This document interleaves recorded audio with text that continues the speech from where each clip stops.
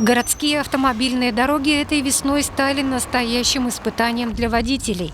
Еще недавно, чтобы объехать ямы на некоторых участках, требовались опыт и все водительское мастерство. Сейчас на отдельных дорогах ситуацию удалось выровнять. Коммунальщики приступили к работе в середине апреля, как только позволили погодные условия.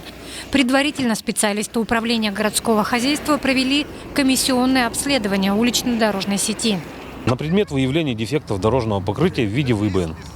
В настоящее время по результатам обследования проводятся работы по ликвидации отдельных ВыбН. Нами в данный момент применяется метод укладки готовой смеси, называемой как холодный асфальт. Выровнять края, очистить от мусора, обработать специальной эмульсией, засыпать асфальтобетонной смесью и утрамбовать. По такой схеме обрабатывается каждая яма. К примеру, на небольшом участке в центре города их было 8. Здесь регулярно большой поток транспорта и интенсивное движение. Поэтому работы на этом участке были проведены в первоочередном порядке. Сейчас у бригады дорожников плотный график. Часть работ необходимо завершить до майских праздников.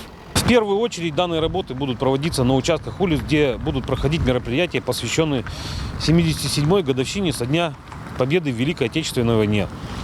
Далее по остальным улицам города. На этом этапе уже завершен выборочный ремонт на улицах Ленина и Карла Маркса. Коммунальщики также устранили большую яму на перекрестке Кирова-Ленина, которая значительно осложняла жизнь автомобилистам. Сейчас дорожники убирают неровности на улице Победы. Задействованы 2 бригады рабочих, 5 единиц техники. Уточним, выборочный ремонт дорог – это только начальный этап. Более основательные работы запланированы на летний сезон.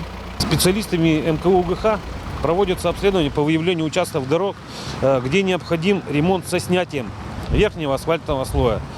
Это участки с колейностью и многочисленными дефектами, размеры которых приближаются к предельно допустимым, согласно требованиям нормативных документов в области обеспечения безопасности дорожного движения. По результатам обследования в весенний и летний период будут проводиться работы по фрезерованию дорожного полотна с последующей укладкой горячего асфальтобетона. Аза Селихова, Владислав Константинов, «Спектр МАИ».